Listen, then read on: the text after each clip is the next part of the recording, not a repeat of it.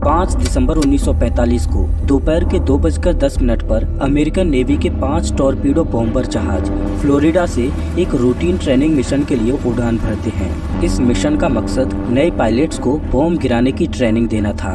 इस मिशन का उद्देश्य था कि पायलट्स को बहामास आइलैंड पर बॉम्ब गिराकर लेफ्ट में मुड़ जाना है और एक और पड़ोसी आइलैंड को पार करके वापस उसी जगह पर आना है जहां से उड़ान भरी थी।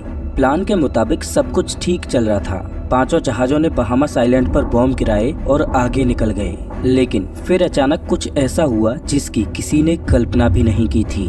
अचानक मौसम खराब हो गया और पायलट्स पैनिक में आ गए, क्योंकि खराब मौसम की वजह से अब कुछ भी दिखाई नहीं दे रहा था और धीरे धीरे मौसम और ज्यादा बिगड़ता ही जा रहा था। इन फ्लाइट्स को लीड कर रहे थे अमेरिकन नेवी के एक अनुभवी पायलट चार्ल्स कैरोल टायलर। खराब मौसम को देखते हुए टायलर ने डिसीजन लिया कि वो अब इस मिशन को रद्द कर देंगे और वापस लौटेंगे। लेकिन अब एक और नई परेशानी सामने आ खड़ी हुई। सभी जहाजों के कंपास ने काम करना बंद कर दिया। इन सभी जहाजों को उड़े करीब 3 घंटे गुजर चुके थे और अब इनमें करीब 1 घंटे और उड़ान भरने का ही फ्यूल बचा था। ये सभी जहाज अब दिशा विहीन हो चुके थे। चार्ल्स कैरोल को लग रहा था कि उनके जहाज गल्फ ऑफ मैक्सिको के ऊपर उड़ रहे हैं, तो उन्हें बेस पर लौटने के लिए ईस्ट की डायरेक्शन में उड़ना होगा। लेकिन कुछ क्रू मेंबर्स को लग रहा था कि वो अभी ईस्ट में हैं, उन्हें वेस्ट में मुड़ना चाहिए। वो अब समुद्र में खो चुके थे और उनके पास ज्यादा समय नहीं बचा था। और फाइनली सभी जहाजों का फ्यूल खत्म हो गया और सभी जहाज एक एक करके समुद्र में क्रैश होते गए। इन फ्लाइट्स के गायब होने के बाद इनकी खोज में 13 लोगों के साथ एक खोजी जहाज निकलता है और इनको ढूंढते ढूंढते ये भी गायब हो जाता है। पहले उन 5 जहाजों के साथ 14 लोग गायब हुए और अब 13 लोग और गायब हो चुके थे। अब इन गायब हुए जहाजों को खोजने के लिए एक बड़े स्केल पर सर्च अभियान चलाया जाता है, लेकिन आज तक इनका कोई भी सुराग हाथ नहीं लगा। समुद्र के जिस हिस्से में ये घटना घटी थी उसे आज बरमूडा ट्रायंगल के नाम से जाना जाता है और इन गायब हुए जहाजों की घटना को फ्लाइट 19 की मिस्ट्री के नाम से जाना जाता है। आपने कई बार लोगों को ये कहते हुए तो जरूर सुना होगा कि आसमान खा गया या जमीन निगल गई, लेकिन बहुत से लोगों का ऐसा मानना है कि धरती पर एक ऐसी जगह है जहां पर ऐसा सच में होता है। ये जगह नॉर्थ अटलांटिक ओशियन के वेस्ट में यूएस के फ्लोरिडा से प्यूर्टो रिको आइलैंड और बरमूडा के बीच में है। अब क्योंकि ये तीनों जगह आपस में मिलकर एक ट्रायंगल बनाती हैं, इस वजह से इस जगह को बरमूडा ट्रायंगल के नाम से जाना जाता है। लोगों का मानना है कि बरमूडा ट्रायंगल एक ऐसी जगह है जिसमें कोई भी शिप या हवाई जहाज जाए तो वो इस एरिया में गायब हो जाते हैं। बरमूडा ट्रायंगल का इतिहास इतना पुराना है कि इसका जिक्र क्रिस्टोफर कोलंबस ने भी अपनी डायरी में किया था। बात है साल 1492 की, जब क्रिस्टोफर कोलंबस भारत की खोज में निकले। उस समय धरती के इस वेस्टर्न हेमिस्फीयर के बारे में यूरोप को ज्यादा कुछ नहीं पता था। वो ये तो जानते थे कि पृथ्वी गोल है, तो उनको लगा कि अगर वो लगातार समुद्र में वेस्ट की ओर चलते जाएंगे तो वो भारत पहुंच जाएंगे। लेकिन ऐसा हुआ नहीं। भारत की खोज में निकले कोलंबस अमेरिका जा पहुंचे और उन्होंने अमेरिका को खोजा। लेकिन क्रिस्टोफर कोलंबस ने अमेरिका पहुंचने से पहले अमेरिका से कुछ किलोमीटर दूर समुद्र में एक अजीब तरह का व्यवहार देखा। समुद्र में हलचल हो रही थी। रात के समय में उन्हें आसमान में एक अजीब सी रोशनी दिखाई दी। ये रोशनी एक आग के गोले की तरह थी। वो आग का गोला धीरे धीरे आसमान से नीचे उतरता जा रहा था और समुद्र में समा गया। कोलंबस ने अपने कंपास को देखा तो कंपास की सुई चारों ओर घूम रही थी। उस जगह पर कंपास ने काम करना बंद कर दिया था और ये अजीब सी घटना समुद्र के उसी हिस्से में घटी जिसे आज हम बरमूडा ट्रायंगल के नाम से जानते हैं। आज से करीब 100 साल पहले साल 1918 में बरमूडा ट्रायंगल में एक ऐसी घटना घटी जिसने अमेरिका को बहुत बड़ी चोट पहुंचाई। ये इतिहास की एक ऐसी दर्दनाक घटना थी जिसके बारे में जानकर आज भी रूह कांप जाती है। अमेरिका की एक बड़ी कार्गो शिप थी यूएसएस साइक्लोप्स। वर्ल्ड वॉर 1 में इस कार्गो शिप ने अमेरिका की बहुत मदद की थी। इस शिप की मदद से वो ट्रूप्स और कोल को दुनिया में इधर उधर भेजने का काम करते थे। मार्च 1918 में यूएसएस साइक्लोप्स को वेस्ट इंडीज से बाल्टीमोर जाना था। इस जहाज पर 306 लोग सवार थे। उस समय समुद्र में समुद्री लुटेरों का बहुत डर रहता था, तो इस जहाज पर सिक्योरिटी को ध्यान में रखते हुए डिस्ट्रेस सिग्नल भेजने की भी सुविधा थी। दरअसल डिस्ट्रेस सिग्नल मदद के लिए किसी आपातकालीन स्थिति में भेजा जाता है। जब ये जहाज बाल्टीमोर जा रहा था तो रास्ते में बरमूडा ट्रायंगल से होकर गुजरा और अचानक से गायब हो गया। ये इतने रहस्यमयी तरीके से गायब हुआ कि पीछे कोई भी निशान नहीं छूटा। सबसे विचित्र बात तो ये थी कि इस पर डिस्ट्रेस सिग्नल की सुविधा होते हुए भी कोई भी आपातकालीन संदेश नहीं भेजा गया। आखिर क्यों? ऐसा तभी हो सकता है जब इस जहाज पर अचानक से कोई मुसीबत आई हो और क्रू को डिस्ट्रेस सिग्नल भेजने तक का समय ना मिला हो। यहाँ जो भी हुआ वो इतनी तेजी से हुआ कि किसी को रिएक्ट करने का मौका ही नहीं मिला। इस पर सवार 306 लोग और ये जहाज अचानक कहाँ गायब हो गया, इसका आज तक कोई अता पता नहीं है और ये आज भी एक रहस्य है। ऐसी ही एक रहस्यमय घटना एलन ऑस्टिन जहाज के साथ घटी। साल 1881 में 210 फीट लंबा जहाज एलन ऑस्टिन लंदन से न्यूयॉर्क जा रहा था। जब एलन ऑस्टिन बरमूडा ट्रायंगल के रास्ते से गुजरा तो उसे समुद्र में तैरता हुआ एक अनजान जहाज दिखाई दिया। लेकिन विचित्र बात ये थी कि इस अनजान जहाज पर कोई भी व्यक्ति मौजूद नहीं था। एलन ऑस्टिन के कप्तान ने इस जहाज के पास रुककर लगातार 2 दिनों तक इस अनजान जहाज के साथ संपर्क करने की कोशिश की, लेकिन इस जहाज से कोई भी जवाब नहीं आया और न ही इस जहाज पर कोई हलचल दिखाई दे रही थी। एलन ऑस्टिन के कप्तान को लगा कि हो सकता है कि इस जहाज पर समुद्री लुटेरों ने हमला किया हो और वो इस जहाज पर मौजूद लोगों को मारकर इस जहाज पर लूटपाट करके चले गए हों। इस बात की पुष्टि करने के लिए एलन ऑस्टिन के कप्तान ने अपने कुछ क्रू मेंबर्स को इस अनजान जहाज पर भेजा। जब वो उस अनजान जहाज पर चढ़े तो उन्हें वहाँ पर एक अलग ही मंजर दिखाई दिया। उन्हें दिखाई दिया कि जहाज पर कोई भी व्यक्ति मौजूद नहीं है। जहाज पर मौजूद सभी कीमती चीजें जैसी की तैसी मौजूद हैं। उस जहाज पर कोई भी मारपीट या लूटपाट का निशान नहीं था, तो मतलब साफ था कि समुद्री लुटेरे तो इस जहाज पर नहीं आए। तो आखिर इस जहाज पर कोई भी व्यक्ति मौजूद क्यों नहीं था? इस जहाज पर मौजूद सभी लोग आखिर बिना निशान छोड़े कहाँ गायब हो गए? एलन ऑस्टिन के कप्तान ने इस अनजान जहाज को अपने साथ किनारे तक लाने का फैसला किया और अपने कुछ क्रू मेंबर्स को इस जहाज को अपने साथ किनारे तक लाने का निर्देश दिया। 2 दिनों तक तो सब कुछ ठीक चलता है। ये दोनों जहाज एक साथ किनारे की ओर बढ़ने लगते हैं, लेकिन 2 दिनों के बाद एक तेज समुद्री तूफान आता है जिसमें ये अनजान जहाज एलन ऑस्टिन से दूर चला जाता है और समुद्र में खो जाता है। अगले कुछ दिनों तक एलन ऑस्टिन के कप्तान इस अनजान जहाज को समुद्र में खोजने लगते हैं और कुछ दिनों के बाद उन्हें ये अनजान जहाज फिर से तैरता हुआ दिखाई देता है। लेकिन एक बार फिर से इस जहाज पर सिचुएशन पहले के जैसी ही थी। जो क्रू मेंबर्स इस जहाज को अपने साथ ला रहे थे वो इस जहाज से लापता थे और जहाज पर मौजूद सामान जैसा का तैसा था। एलन ऑस्टिन के कप्तान ने फिर से अपने कुछ क्रू मेंबर्स को इस जहाज पर भेजा और इस जहाज को अपने साथ लाने के लिए कहा। लेकिन समुद्र में फिर से एक तूफान आता है और ये जहाज फिर से गायब हो जाता है और इस पर मौजूद क्रू मेंबर्स भी गायब हो जाते हैं। अब एलन ऑस्टिन के कप्तान ने इस जहाज को फिर से अपने साथ ना ले जाने का फैसला किया और वो उस अनजान जहाज को वहीं छोड़कर आगे निकल गए। बरमूडा ट्रायंगल अपने अंदर सैकड़ों विमानों और शिप्स को समा चुका है। इसमें गायब हुए जहाजों का आज तक कोई मलबा तक नहीं मिला। जब भी बरमूडा ट्रायंगल में कोई समुद्री तूफान उठता है तो बिना कोई सबूत छोड़े समुद्र सब कुछ निगल जाता है। अब चाहे वो कोई बहुत बड़ी पानी की शिप हो या आसमान में उड़ता कोई विमान। लेकिन लकीली 19 लोग ऐसे हैं जो बरमूडा ट्रायंगल के भीषण तूफान को चकमा देकर निकल आए और जब उन्होंने अपनी आप बीती सुनाई तो सबको हैरान कर दिया।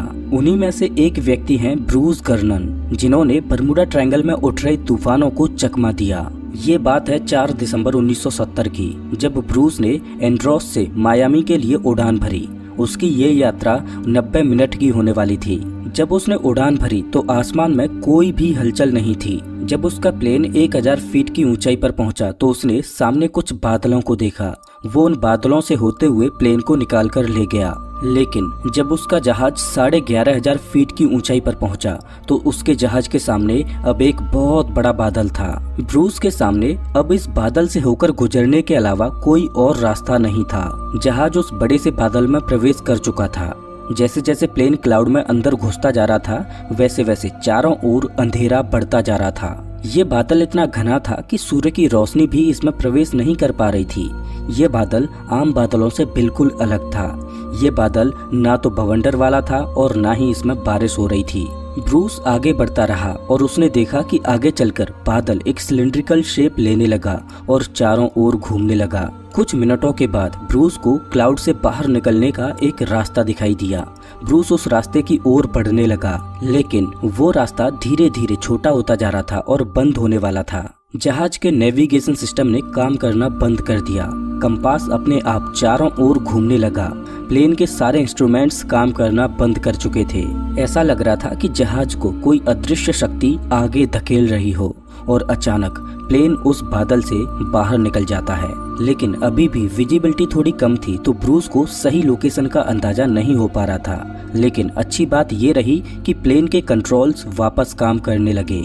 घबराए ब्रूस ने रेडियो से ग्राउंड स्टाफ से संपर्क करने की कोशिश की और ब्रूस ने ग्राउंड स्टाफ से बात की तो पता चला कि वो मायामी में पहुंच चुका है। ब्रूस को इन बातों पर विश्वास ही नहीं हो रहा था, क्योंकि जहाज को 400 किलोमीटर की दूरी तय करनी थी, जिसमें 90 मिनट का समय लगने वाला था। लेकिन अभी तो ब्रूस को उड़ान भरे महज 47 मिनट ही गुजरे हैं और तय समय से आधे समय में वो मायामी कैसे पहुंच सकता है। और ब्रूस जिस प्लेन को उड़ा रहा था, अगर वो अपनी पूरी रफ्तार से भी चले तो भी वो 1 घंटे में महज 290 किलोमीटर की दूरी ही तय कर सकता था। तो 47 मिनट में 400 किलोमीटर की दूरी को इस प्लेन से तय करना असंभव था।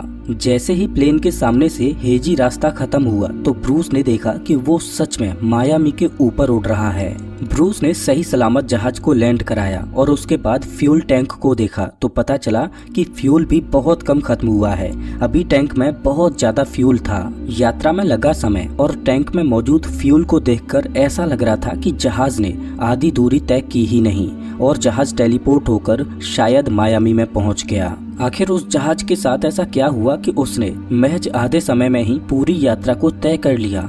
वो कौन सी अदृश्य शक्ति थी जिसने जहाज को इतनी गति प्रदान की?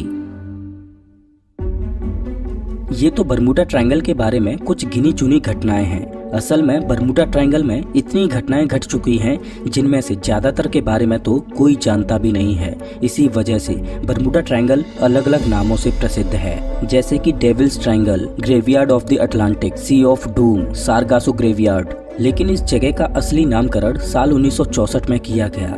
एक व्यक्ति थे विंसेंट एच गडीस। इन्होंने साल 1964 में आर्गोसी नामक एक मैगजीन में एक आर्टिकल लिखा जिसमें इन्होंने इस जगह के बारे में जिक्र किया और उस आर्टिकल का टाइटल था द डेडली बरमूडा ट्रायंगल। और उसके बाद बरमूडा ट्रायंगल लोगों में प्रचलित होता गया। अब बरमूडा ट्रायंगल के बारे में लोग इतना जानना चाहते थे कि इसके ऊपर कई किताबें लिखी गईं और कई फिल्में बनाई गईं और लोगों ने बरमूडा ट्रायंगल के बारे में अपनी अलग अलग थ्योरीज दी कि बरमूडा ट्रायंगल में ऐसा क्या हो सकता है कि यहाँ पर ऐसी विचलित कर देने वाली घटनाएं घटती रहती हैं। चलिए जानते हैं उन थ्योरीज के बारे में जो सदियों से प्रचलित हैं। Theory 1, Atlantis city.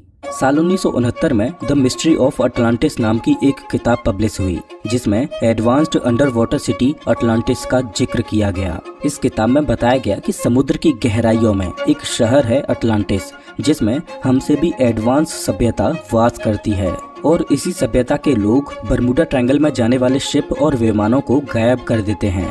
Theory 2, time travel. साल 2010 में पीटर इंगलमैन की एक किताब पब्लिश हुई द टाइम पासपोर्ट, जिसमें उन्होंने बताया कि इलेक्ट्रोमैग्नेटिक फील्ड्स की वजह से बरमूडा ट्रायंगल में कुछ समय के लिए वर्म होल्स बनते हैं जो उस समय में बरमूडा ट्रायंगल से गुजरने वाली शिप या विमानों को भूत या भविष्य काल में भेज सकते हैं या उन्हें किसी दूसरी दुनिया में भेज सकते हैं। हालांकि वर्म होल की थ्योरी के बारे में अल्बर्ट आइंस्टाइन ने जिक्र किया था कि वर्म होल्स के द्वारा स्पेस टाइम में यात्रा की जा सकती है।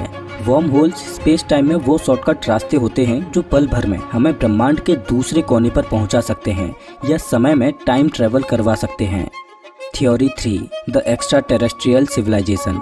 इस थ्योरी के अनुसार कुछ लोग ये मानते हैं कि बरमूडा ट्रायंगल के अंदर समुद्र के नीचे एलियंस का बसेरा है और एलियंस ही यहाँ से गुजरने वाले शिप या विमानों को गायब करने के पीछे जिम्मेदार हैं। लेकिन सवाल ये है कि इन थ्योरीज में आखिर कितनी सच्चाई है। अगर देखा जाए तो ये सभी थ्योरीज रोचक तो जरूर लगती हैं। शायद इसी वजह से जिन किताबों में इन थ्योरीज का जिक्र किया गया वो किताबें बेस्ट सेलर बनी।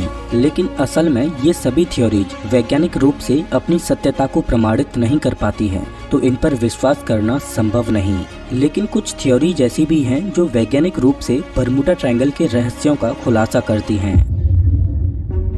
दरअसल बरमूडा ट्रायंगल का जो एरिया है उसमें समुद्र के नीचे बहुत सारे ज्वालामुखी मौजूद हैं, और जब ये ज्वालामुखी फटते हैं तो उनमें से बहुत सी जहरीली गैसें भी निकलती हैं और मीथेन भी निकलती है। पानी में इन गैसों के घुलने की वजह से पानी का घनत्व यानी डेंसिटी कम हो जाती है, और पानी की डेंसिटी कम होती है तो इसके ऊपर तैर रही कोई भी चीज पानी में तुरंत डूब जाती है। ऑस्ट्रेलिया में वैज्ञानिकों ने एक एक्सपेरिमेंट किया जिसमें उन्होंने देखा कि जब पानी में मीथेन के बबल्स होते हैं तो पानी की डेंसिटी कम हो जाती है और उसमें तैरने वाली चीजें डूबने लगती हैं। अब ये तो रही समुद्र में तैरने वाले जहाजों की बात, लेकिन आसमान में उड़ रहे विमानों का क्या?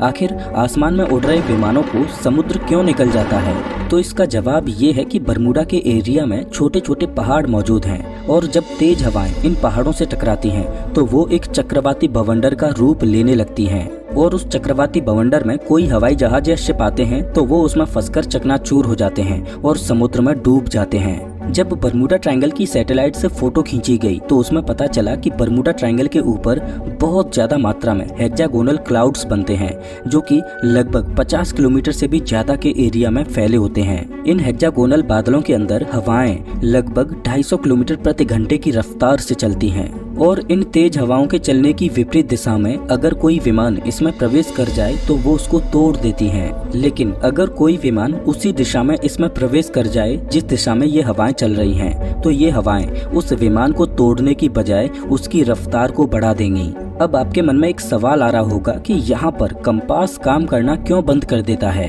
तो इसका जवाब ये है कि पृथ्वी का एक्चुअल नॉर्थ पोल और मैग्नेटिक नॉर्थ पोल दोनों अलग अलग पॉइंट्स पर हैं, लेकिन कंपास हमेशा मैग्नेटिक नॉर्थ पोल को ही दिखाता है। लेकिन पृथ्वी पर कुछ जगह ऐसी भी हैं जहां से पृथ्वी का मैग्नेटिक नॉर्थ पोल और जियोग्राफिकल नॉर्थ पोल एक ही पॉइंट पर दिखाई देते हैं, और ऐसी जगहों को एगोनिक लाइंस बोला जाता है। और ये एगोनिक लाइंस हर 200 से 300 सालों में बदलती रहती हैं, और पिछले करीब 200 सालों से 0 डिग्री की लाइन बरमूडा ट्रायंगल के पास में ही रही है, और इस मैग्नेटिक डिक्लिनेशन की वजह से बरमूडा ट्रायंगल के एरिया में कंपास से दिशा का अनुमान लगाना कठिन हो जाता है। अब आप सोच रहे होंगे कि बरमूडा ट्रायंगल अगर इतनी खतरनाक और रहस्यमयी जगह है तो इसमें तो कोई जाता ही नहीं होगा।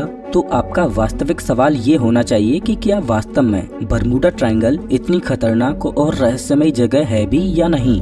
आज के समय में देखा जाए तो बरमूडा ट्रायंगल का जो एरिया है वो बहुत ज्यादा हैवी ट्रैफिक वाला एरिया है। वहाँ से होकर भारी मात्रा में शिप और हवाई जहाज निकलते रहते हैं। अगर बरमूडा ट्रायंगल इतना ही खतरनाक होता तो वहाँ से होकर कोई भी जाने के लिए कतराता। और अगर दुनिया की टॉप 10 सबसे खतरनाक जगहों को देखा जाए तो उस लिस्ट में बरमूडा ट्रायंगल का नाम दूर दूर तक नहीं है। यहाँ तक कि यूएस नेवी तो बरमूडा ट्रायंगल के नाम तक को ही नहीं मानती कि समुद्र में ऐसी भी कोई जगह है। देखा जाए तो समुद्र में दुर्घटना कहीं पर भी हो सकती है, जिनमें से कुछ का पता लग पाता है तो कुछ अज्ञात रहती हैं जो मिस्ट्री का रूप ले लेती हैं। अब सवाल ये आता है कि अगर बरमूडा ट्रायंगल इतनी खतरनाक जगह है ही नहीं तो इसके बारे में इतनी चर्चाएं क्यों होती रहती हैं? तो इसका जवाब है कि बरमूडा ट्रायंगल के ऊपर इतनी किताबें लिखी जा चुकी हैं और फिल्में बन चुकी हैं जिनमें इतनी कहानियां बताई जा चुकी हैं कि बरमूडा ट्रायंगल की कौन सी कहानी सच है उसको वेरीफाई करना संभव नहीं है, क्योंकि ये कहानियां सदियों पुरानी हैं। और एलन ऑस्टिन की कहानी भी कुछ इसी तरह की लगती है। और ये बात भी सच है कि लोगों को मिस्टीरियस कहानियां पसंद आती हैं। शायद इसीलिए भी बरमूडा ट्रायंगल के ऊपर अलग अलग तरह की दंत कथाएं प्रचलित हैं। जापान के पास भी एक ऐसा ही ट्रायंगुलर शेप का एरिया है जिसे ड्रैगन्स ट्रायंगल के नाम से जाना जाता है। यहाँ पर भी बरमूडा ट्रायंगल की तरह ही घटनाएं घट जाती हैं, लेकिन ड्रैगन्स ट्रायंगल के ऊपर इतनी किताबें नहीं लिखी गई हैं और ना ही इस पर इतनी फिल्में बनी हैं। इस वजह से ये जगह इतनी पॉपुलर नहीं हो पाई। वैसे धरती पर एक ऐसी खतरनाक जगह मौजूद है जहाँ पर किसी का भी जाना बैन है। उस जगह पर मौत का ऐसा तांडव हुआ था कि लाखों लोग अपनी जान से हाथ धो बैठे। आज ये जगह बिल्कुल वीरान और बंजर पड़ी है और वैज्ञानिक मानते हैं कि आने वाले 20,000 सालों तक यहाँ पर कोई नहीं जा सकता। दरअसल यूक्रेन में एक जगह है चेर्नोबिल। वहाँ पर मौजूद एक पावर प्लांट में एक ऐसा हादसा हुआ कि उसकी कहानी जानकर आपकी रूह कांप जाएगी। चेर्नोबिल की इस दिल दहला देने वाली घटना को आप स्क्रीन पर दिख रही इस वीडियो में देख सकते हो। मैं आपको वहीं मिलता हूँ।